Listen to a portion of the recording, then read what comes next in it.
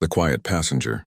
The afternoon sun bathed Reagan National Airport in a haze of golden light, spilling through glass walls and reflecting off polished tiles where countless travelers hurried past each other, chasing schedules, calls, and connections.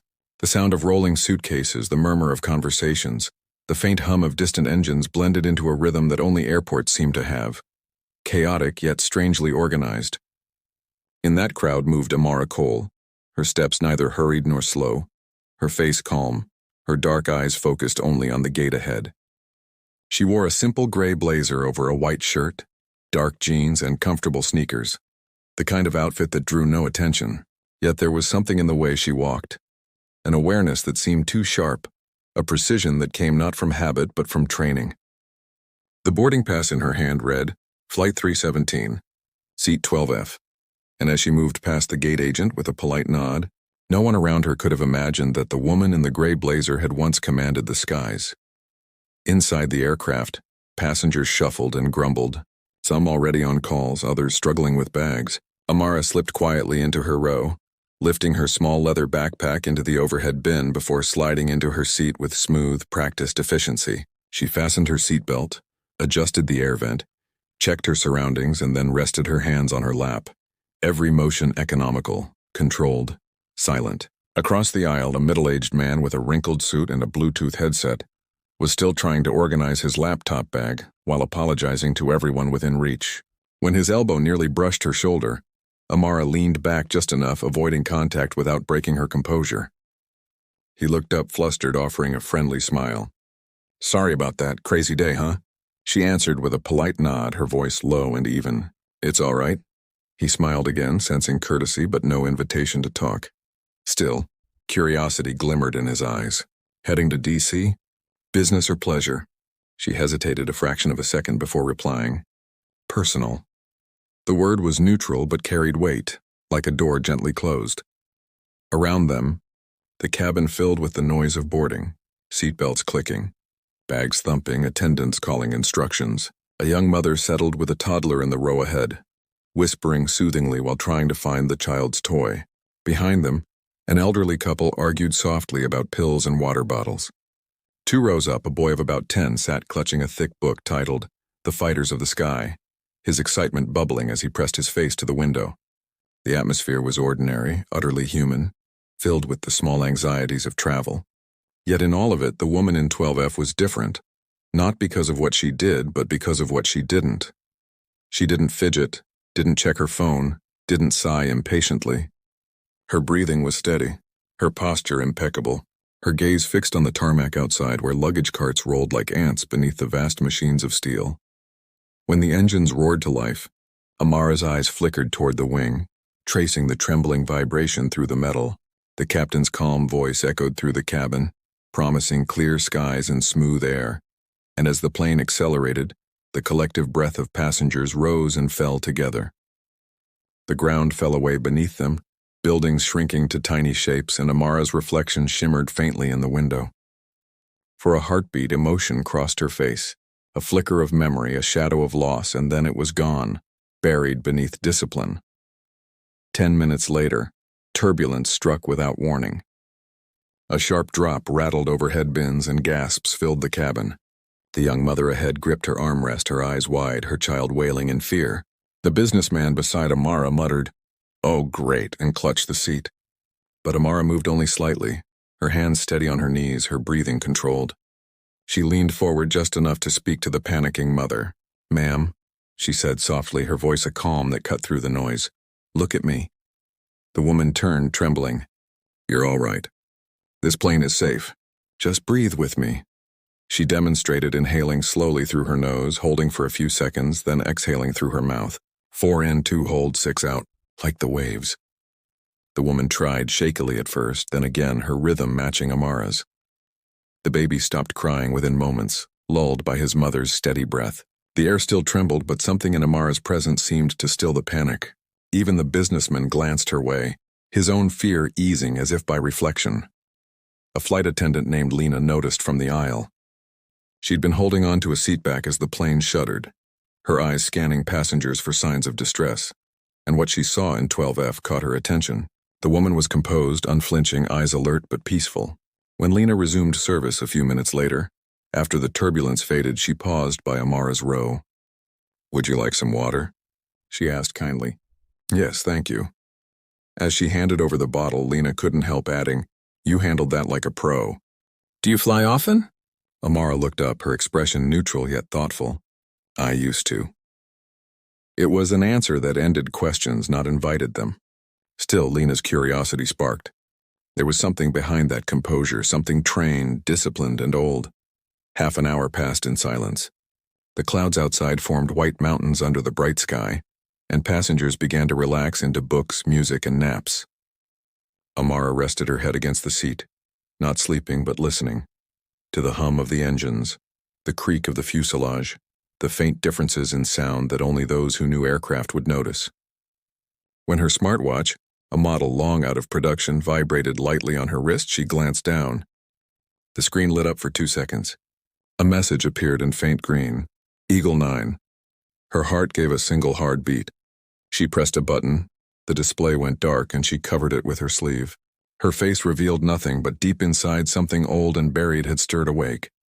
In the cockpit, Captain Brennan was frowning at his instruments. "You seeing that?" he asked his co-pilot Harris, who was staring at radar returns. "2 contacts at our altitude, same heading, maybe 500 yards off our starboard." Brennan leaned forward. "Could be military traffic, but no transponders.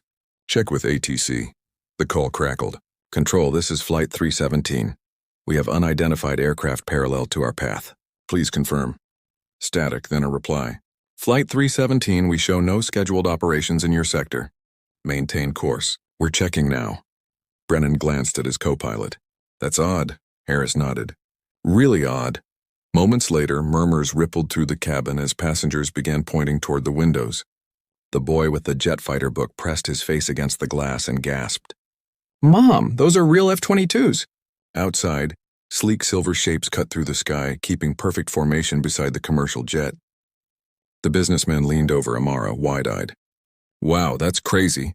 Is this like a military escort or something?" Amara said nothing. Her gaze was locked on the planes. Her lips moved slightly, whispering words only she could hear. "Skyhawk pattern. Maintaining 3-line distance. Acknowledge." It was the language of someone who had once spoken through headsets, not microphones. Then, as everyone watched, one of the Raptors drifted closer, steady and deliberate, until it aligned perfectly beside the wing where Amara sat. The pilot tilted the aircraft gently to one side in a maneuver unmistakable to anyone who knew military protocol. A wing salute, a gesture of respect offered only to those of the highest honor, or to fallen heroes. Gasps filled the cabin. Phones were raised, people whispered, unsure whether to be afraid or amazed. The businessman turned to Amara, his voice half a whisper. What does that mean?"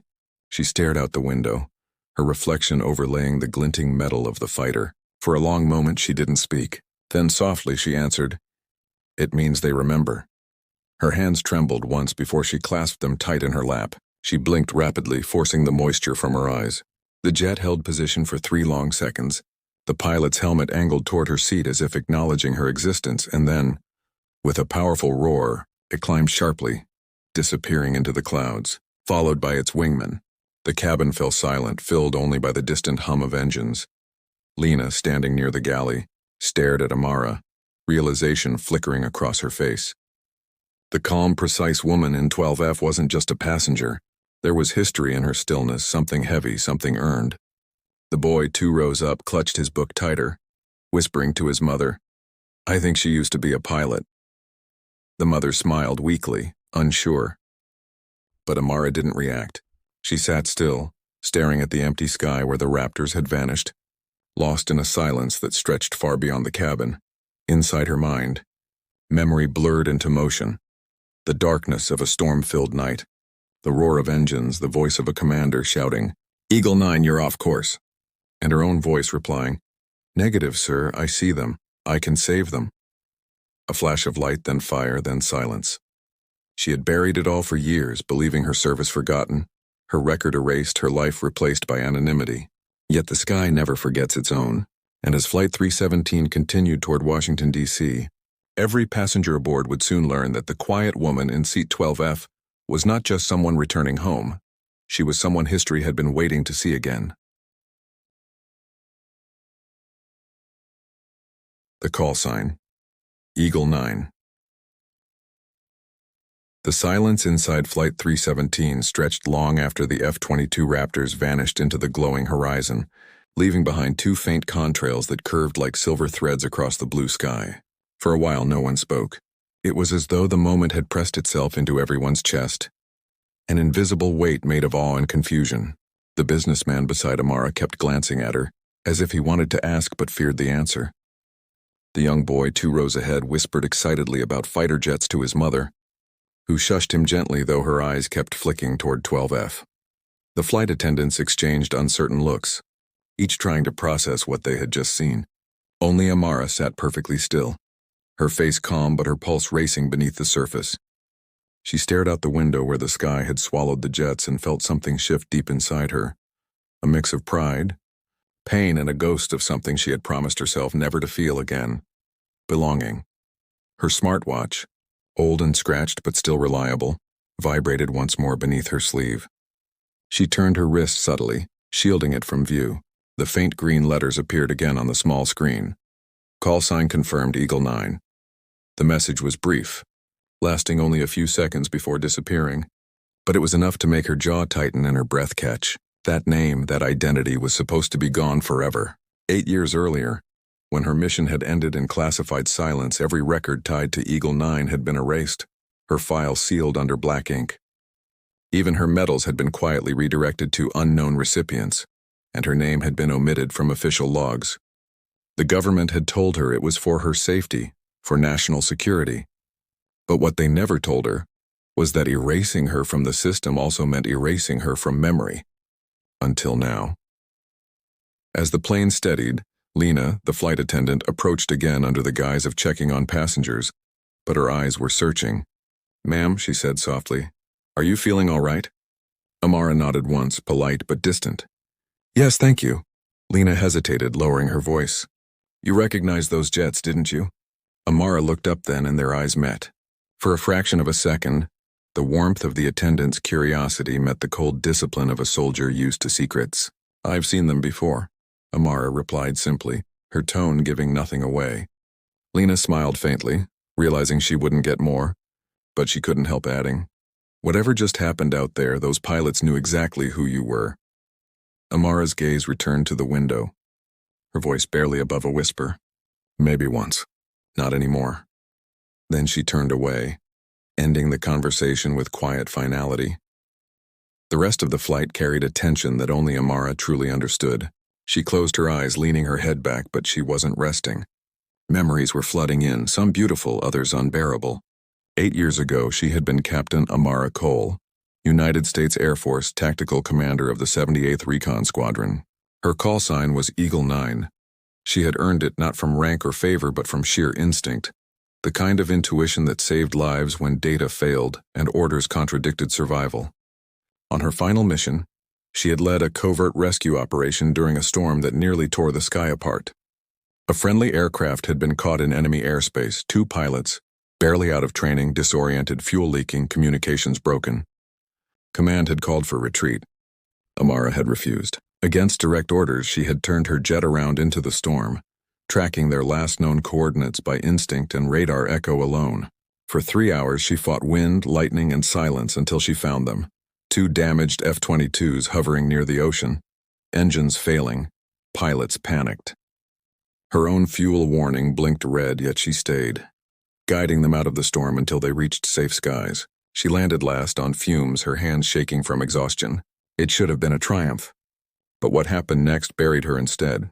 There had been an investigation. Someone in the chain of command had blamed her for a classified malfunction.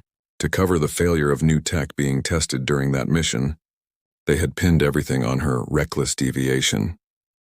She was quietly discharged, stripped of access, her record sealed under Section 47, operational containment. It was the military's polite way of saying, "You saved lives, but you embarrassed someone powerful." She was told never to speak of that night, never to contact her team again. Within months, her name vanished from every system. Even her flight crew, the ones she'd saved, were reassigned and ordered to forget her existence. But the sky, it seemed, never forgets its own. A soft voice pulled her back to the present. "Excuse me." The little boy with the fighter jet book had turned around in his seat, his eyes wide with curiosity. "Miss, those planes. They waved at you, right? They don't do that to everyone." His mother tried to hush him, embarrassed, but Amara smiled gently. "It's okay." She leaned forward slightly, her tone kind. "Yes, they waved." The boy's eyes sparkled. "Are you a pilot?" She hesitated, then said softly, "I used to be." "Cool." The boy grinned. "I want to be one too. My dad says pilots are heroes." Amara felt a lump in her throat. "They are," she said, her voice distant. "Every single one." The boy nodded, satisfied, and turned back around, flipping through his book again, oblivious to the history sitting behind him.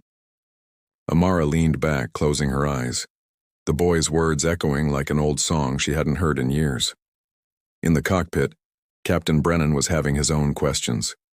His radio had just received an encrypted ping, routed through military frequency, something no commercial pilot had ever seen before. The voice on the line was firm and official. "Flight 317, maintain current heading and altitude. Confirm presence of passenger 12F. Brennan frowned. "Say again?" "Passenger 12F. Affirmative. Passenger manifest cross-check complete. Continue to DC, normal procedure. You are under silent escort." Brennan exchanged a look with his co-pilot. "Under escort? For who?" The radio remained silent. Brennan leaned back in disbelief. "Well, that explains the Raptors." Harris chuckled nervously. "Whoever she is, we better not spill her coffee." In the cabin, Lena passed through once more, offering snacks and water as if nothing unusual was happening. But her mind kept circling back to 12F. There was something haunting about that woman's silence, like she carried the weight of entire skies behind her eyes. When Lena offered her a napkin, she noticed Amara's right wrist again, where the edge of the smartwatch peeked out. It wasn't the sleek touchscreen kind everyone used now. It was old school, the kind designed for endurance, for mission sync. Lena smiled, pretending not to notice, but the detail stayed with her.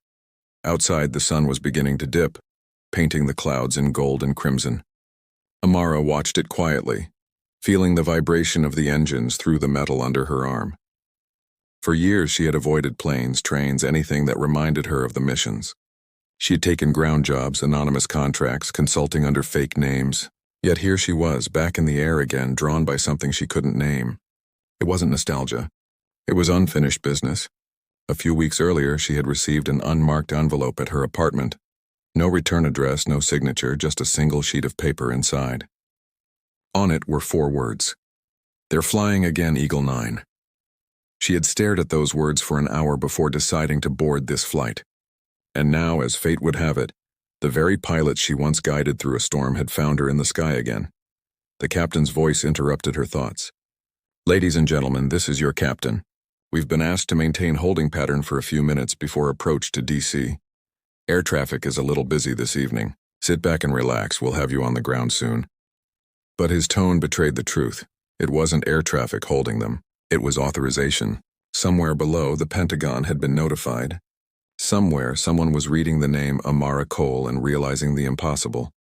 The ghost of Eagle 9 was alive, on a commercial flight, heading straight for Washington. Amara sensed it.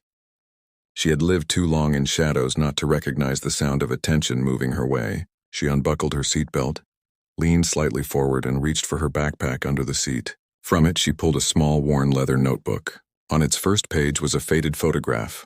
Her and her old squadron smiling in flight suits, their arms around each other, sunlight blazing behind them.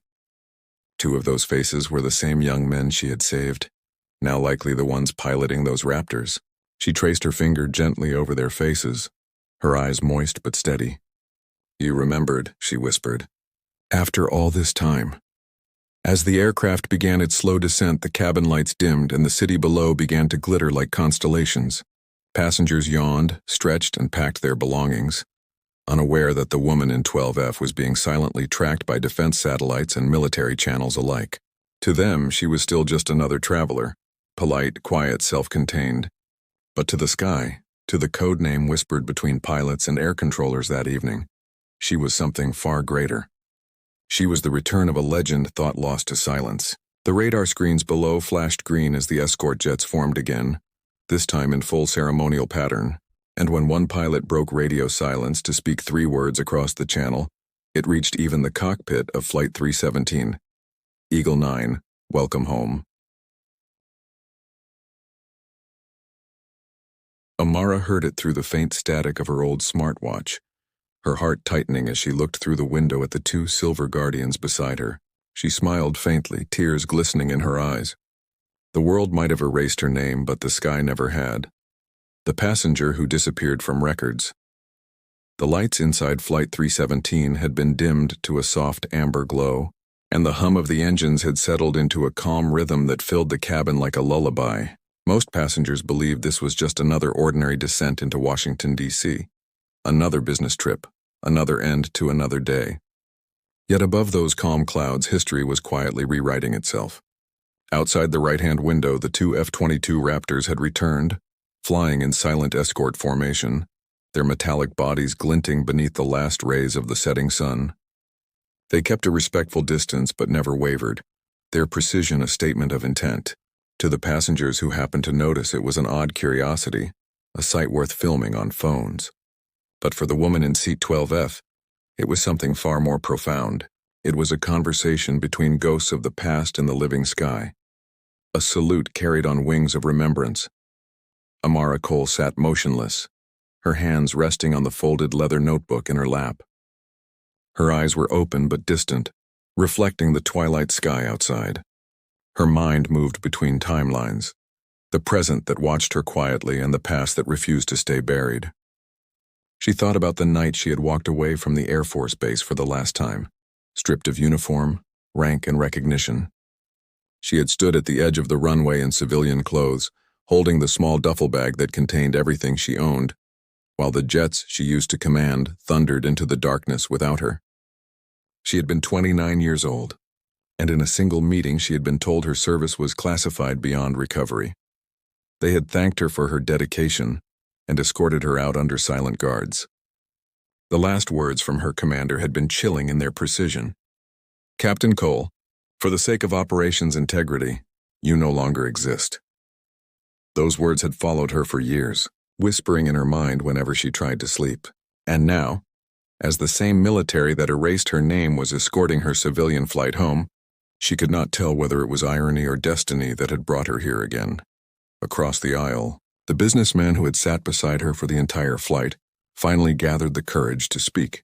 He leaned slightly toward her, lowering his voice.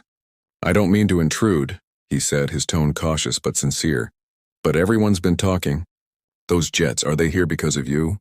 Amara looked at him for a long moment, her expression unreadable, then she gave a small, almost weary smile.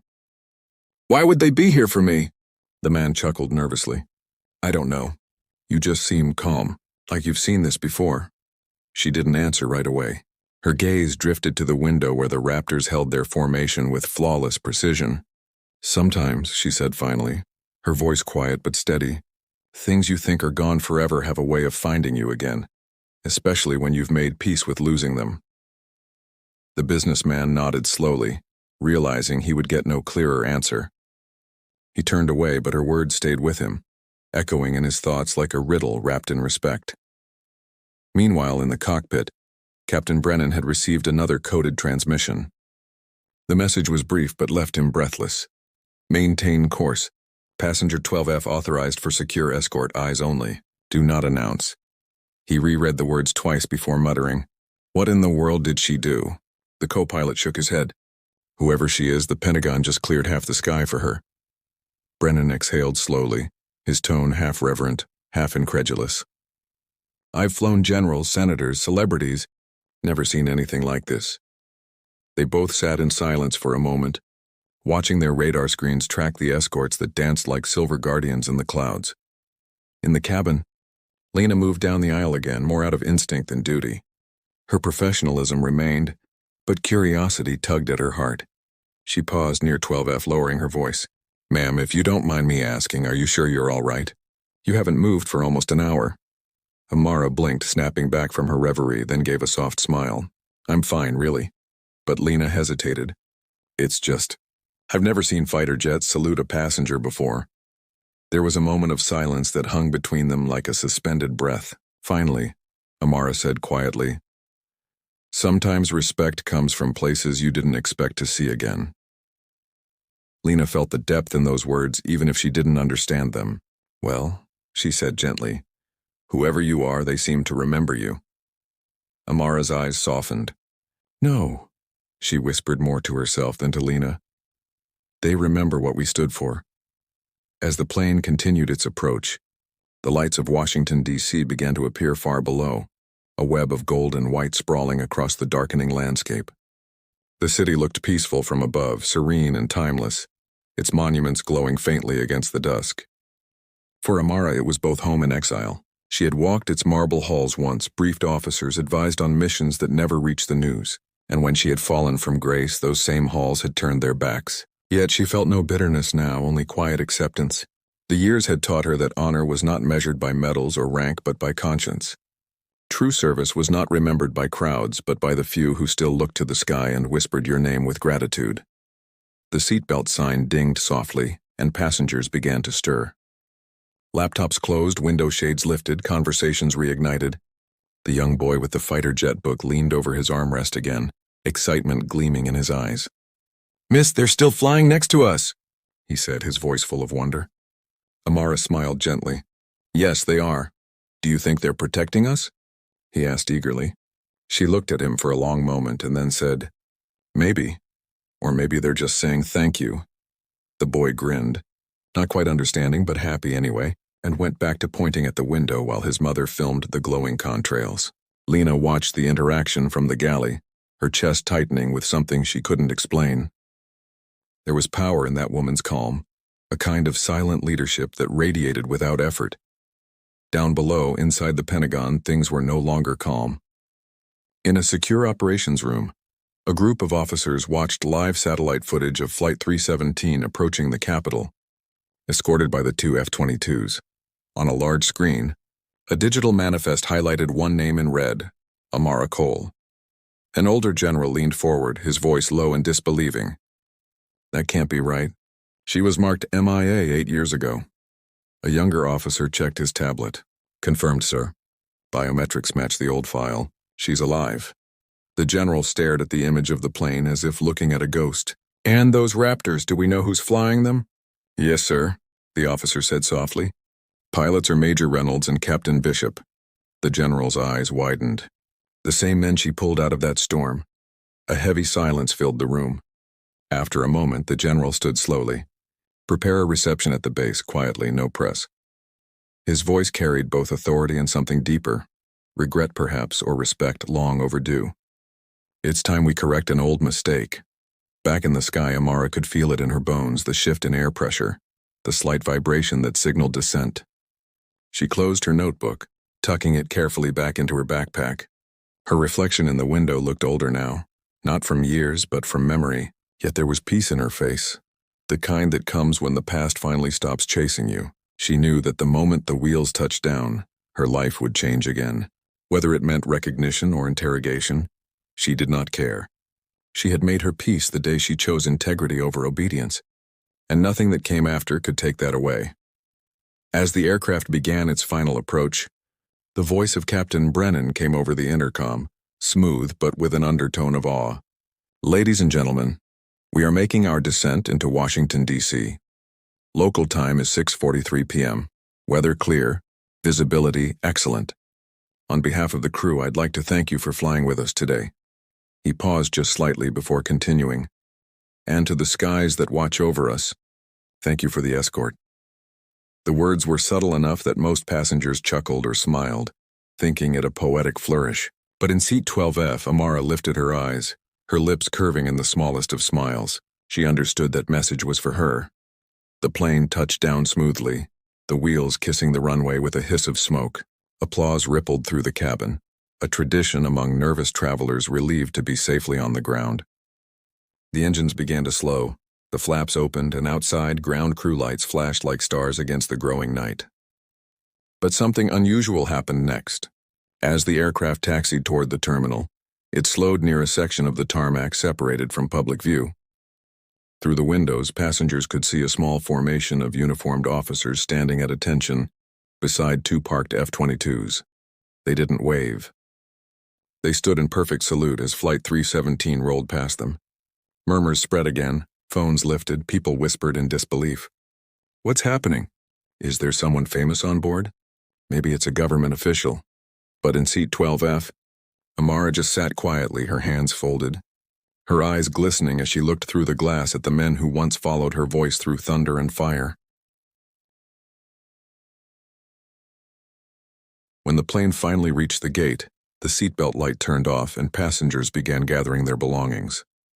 The businessman looked at her one last time, uncertain what to say, and settled for a simple nod. Whoever you are, ma'am. It was an honor sharing a flight with you. Amara smiled faintly. No, sir. The honor was mine. She waited until the aisle cleared, then stood, retrieving her backpack. As she stepped into the aisle, Lena whispered softly, They're waiting for you, aren't they? Amara paused, then turned to her, her tone gentle but resolute. They're waiting for the truth.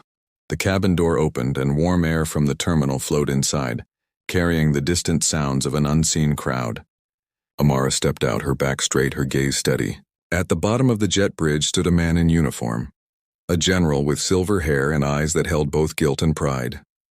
When their eyes met, he saluted sharply. Welcome home, Captain Cole. For a long moment she said nothing. Then she returned the salute, her voice calm and unshaken. It's been a long flight, sir. Behind her, through the terminal glass, passengers watched in stunned silence as the woman from seat 12F, the quiet traveler no one noticed at boarding, walked beside the general toward a waiting convoy surrounded by saluting airmen. None of them knew her story, but all of them felt its weight. And somewhere in the distance, 2 F-22 pilots sat in their cockpits watching her silhouette disappear into the terminal lights. One of them whispered into his headset, voice thick with emotion, Eagle 9, mission complete. The flight of recognition. The night had deepened over Washington, D.C., and the city shimmered beneath a thin veil of mist that softened the edges of its monuments and bridges, turning the capital into a quiet dream of light and shadow. Somewhere above the Potomac, the faint sound of departing aircraft echoed through the air. But on the secluded military section of the airfield, the world seemed to have paused in reverent silence. Amara Cole stood at the edge of the runway beside the same general who had once signed the order that erased her from existence. The amber glow of floodlights bathed the tarmac in gold, illuminating 2 F-22 Raptors parked nearby, their canopies open, their engines cooling down in the night air. The pilots were still inside, helmets off now, faces visible. The same faces she had once pulled out of a burning storm 8 years ago. For a moment, none of them moved. The past, the present, and the truth hovered in that silence like the stillness before dawn. The general finally spoke, his voice roughened by years of command and the weight of unspoken regret. We thought you were gone, he said quietly. Amara turned her head slightly, her eyes calm, her tone measured. You made sure of that, sir. He flinched at the bluntness, but he didn't argue. Instead, he took a slow breath. Orders came from above. It was out of my hands.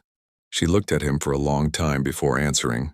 Everything is always out of someone's hands, until it's not.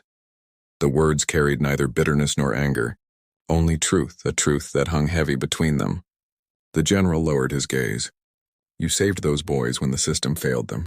We buried that to protect careers. It was wrong. Amara's eyes softened slightly, though her stance remained straight. It's not about wrong or right anymore, General.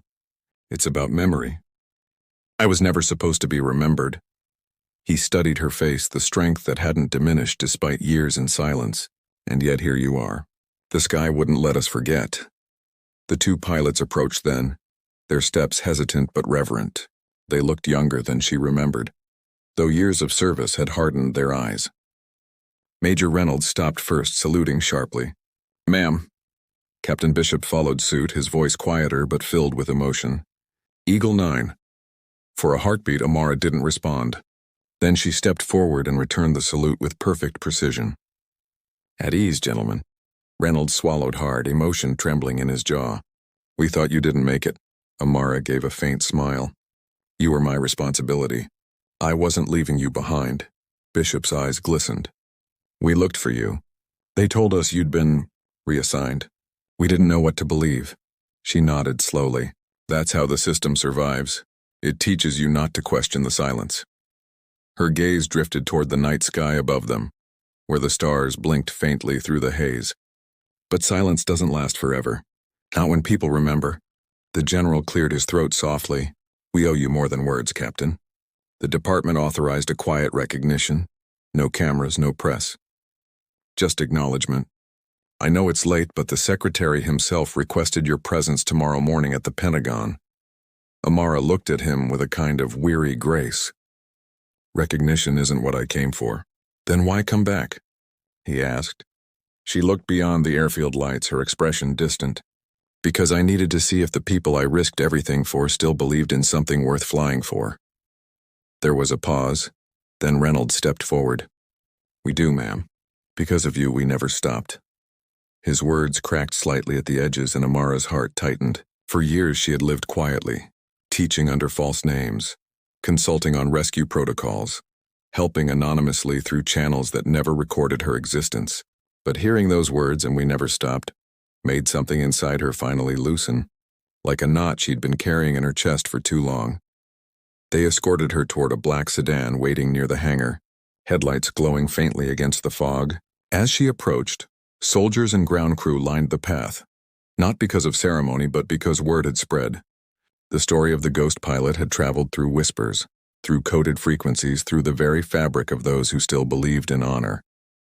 No one spoke, but as she passed, each one stood straighter, hands raised in salute. She didn't expect it, didn't want it, but it humbled her all the same. The woman once erased by bureaucracy now walked through a corridor of respect, not for fame or history, but for truth reclaimed. When she reached the car, the general opened the door for her, an old soldier's gesture of atonement. You don't have to do this, he said quietly. You could disappear again if you want. Amara met his eyes and replied, I've already disappeared once. This time I'll stay long enough to finish the story. The ride into the city was quiet. The car moved through streets half empty under the weight of midnight, passing monuments she had once flown over in formation.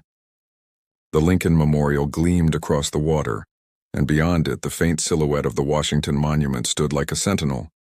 Amara watched it through the window, her reflection layered over the marble in the glass, a ghost watching the city that had once forgotten her. Her mind drifted to the letter that had started all this, the one delivered to her apartment weeks ago with no name attached. She had wondered who sent it, who still knew how to reach her. Now watching the two F-22s soaring above the Capitol in distant patrol, she knew it had been them. The boys she had saved had found her again, and this entire night had been their tribute, not ordered by protocol, but born from gratitude. That knowledge filled her with a quiet, aching pride. When the convoy reached the military guest compound near Arlington, an aide greeted her with understated respect. Captain Cole, your quarters are prepared. She smiled faintly. Just Amara, please. I'm not here for rank. The aide nodded, leading her to a modest suite overlooking the river. The room was simple, a desk, a bed, a window that faced the dark expanse of the Potomac, but it felt heavier than any hotel she'd stayed in. On the desk sat a sealed folder marked Declassified Operation Skyfire. She froze. That was the name of her last mission, the one buried so deeply it was never supposed to resurface.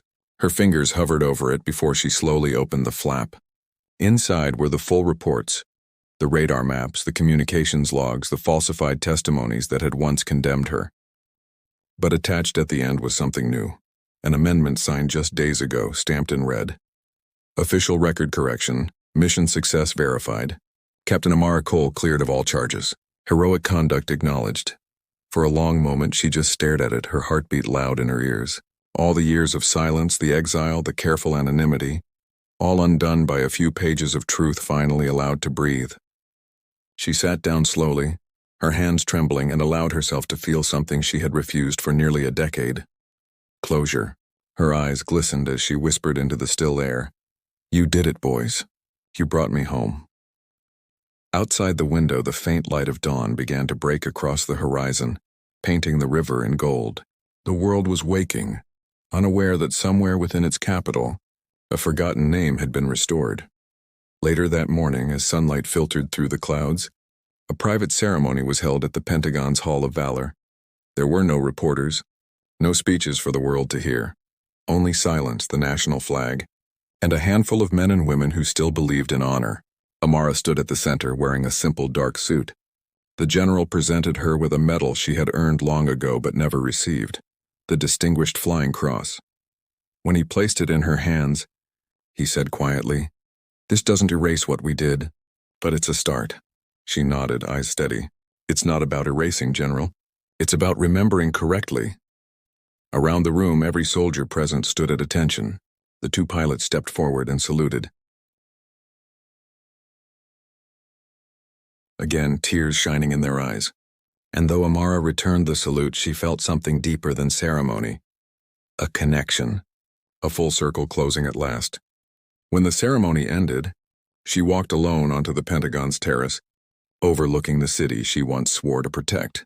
The wind brushed against her hair, carrying the faint scent of jet fuel and rain.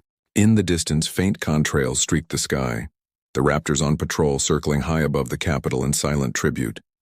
For the first time in years, she allowed herself to smile without restraint. The world still didn't know her story, and perhaps it never would. But she didn't need the world to know. The sky knew. The pilots knew, and somewhere in that infinite blue, her call sign still echoed across the frequencies that never die. A whisper carried by the wind itself. Eagle 9. Clear skies, mission complete. The phone in her pocket buzzed softly. She looked at it. An unknown number, no name. She hesitated before answering. A familiar male voice came through, calm, respectful, tinged with emotion. "Ma'am, we just wanted to say thank you, again. For everything. We'll keep the skies safe like you taught us." Amara felt her throat tighten, her eyes glistening as she looked out at the endless horizon. "You already are, Lieutenant. The sky's yours now." The line went silent for a moment before the voice replied softly, "You'll always be part of it, ma'am." She smiled and ended the call, her reflection merging with the morning light in the glass. For the first time since she left the cockpit, she no longer felt invisible. She felt seen, not by the world but by those who mattered. That evening, as dusk fell again, two F-22s performed a slow pass over the city, their wingtips dipped in salute before vanishing into the clouds.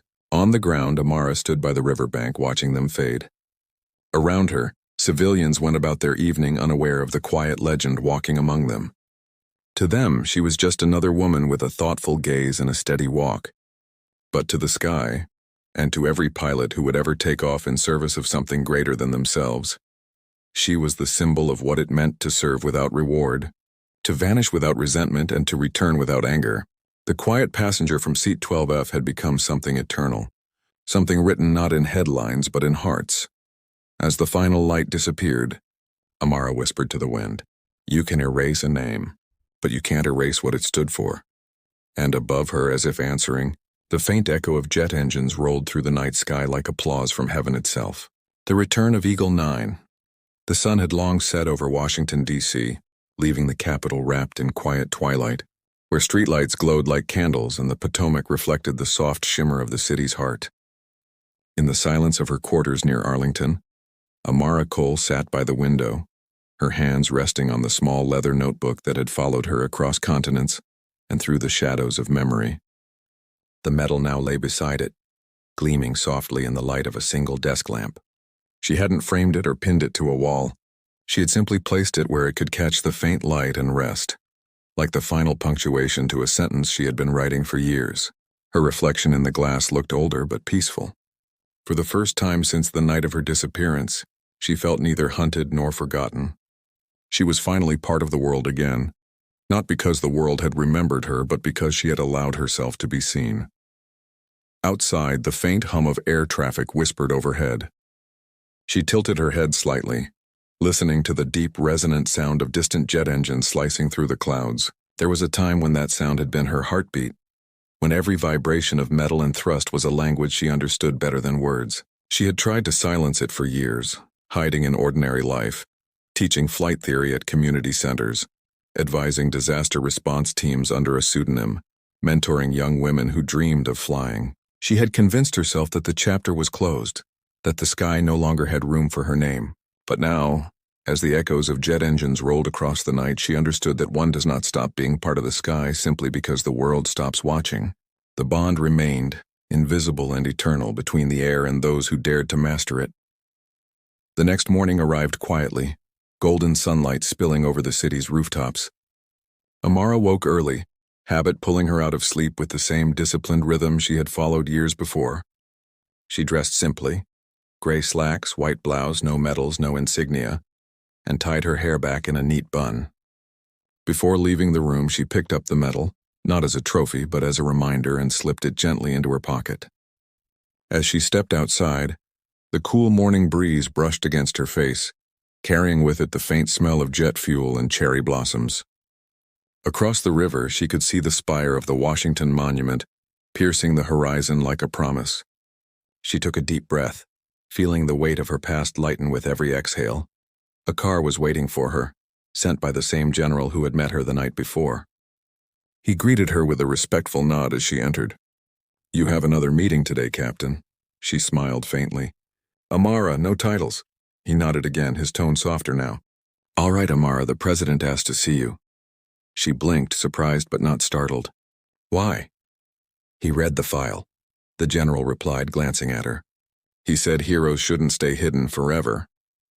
She turned her gaze toward the window, watching the city glide past, and said quietly, "Heroes aren't meant to be seen, General. They're meant to make sure everyone else can live without fear." He said nothing more, but his eyes, reflected in the rearview mirror, held deep respect. When they reached the White House complex, the air was still, charged with the quiet gravity of history. Amara was escorted through marble corridors lined with portraits of presidents and generals, faces of those who had shaped wars, treaties, and destinies. But as she walked among them, she realized something profound. Her story, though unsung, had been part of the same fabric.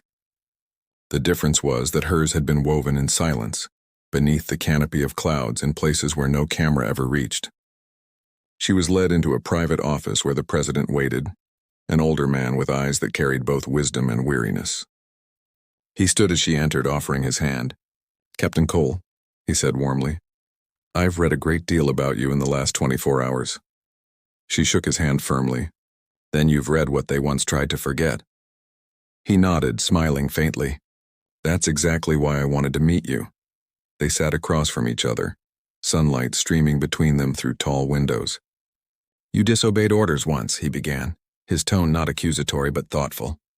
"And in doing so, you saved lives at great personal cost. Do you regret it?" Amara thought for a moment, then shook her head slowly. "No, sir.